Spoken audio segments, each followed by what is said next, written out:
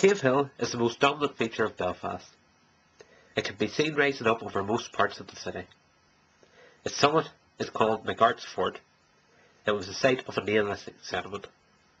This is the very roof of Belfast. From up here, you can see anywhere in the city clearly. So it's little wonder that in May 1795, 7 men chose to meet up here on secret business. They had come to take a solemn obligation not to rest until they had subverted English authority in Ireland and brought about the country's independence.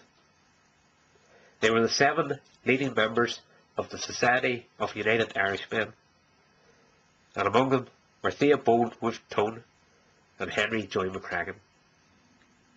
The United Irishmen were founded on the 14th October 1791 in Crown Entry, which runs between High Street and Ann Street in Belfast.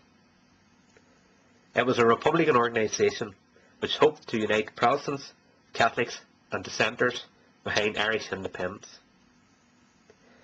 Amongst its founding members were Henry Joy McCracken, a linen merchant from Belfast, and Theobald Wolfe Tone, a lawyer from Dublin. The meeting in Cave Hill in 1795 laid the foundations for rebellion. 3 years later, in the warm summer of 1798, McCracken had gathered the United Irishmen of East Antrim here at Rough Fort, which is today just above Newton Abbey. They marched off to fight the British troops at the Battle of Antrim Town. Although the United Irishmen in Ulster had initial success here in Antrim and elsewhere, the rebellion was put down in the end. The Presbyterian United Irishmen were sickened to hear of sectarian attacks on their co-religions in the south and left the battlefields of the north. The leaders were rounded up and executed. McCracken was taken and carried Fergus. McCracken was brought to Belfast.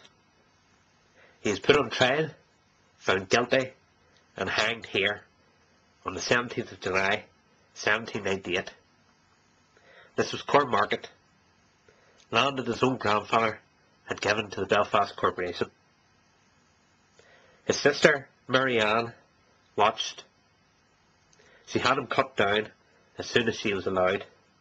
A doctor was in hand and tried to revive him, but it was too late. McCracken was dead. Henry Joy McCracken has never been forgotten. His tomb in Clifton Cemetery and this plaque on the front of Rosemary Street Masonic Hall have marked his legacy to Irish history. But what of the ordinary people who rebelled that summer? What memorials are there to them? Here in Ballycarry Cemetery, County Antrim, lie the remains of William Nelson, an 18-year-old boy who had encouraged the men of this district to join the fight at Antrim in 1798. He was caught by troops, hanged and buried in an unmarked grave somewhere here. There is no official memorial to him. You've never heard a song sung about him, or a poem to his memory. But seeing as his resting place has a beautiful view of Island McGee and Belfast Loch beyond, maybe that's a more fitting and elegant memorial to William and the men like him.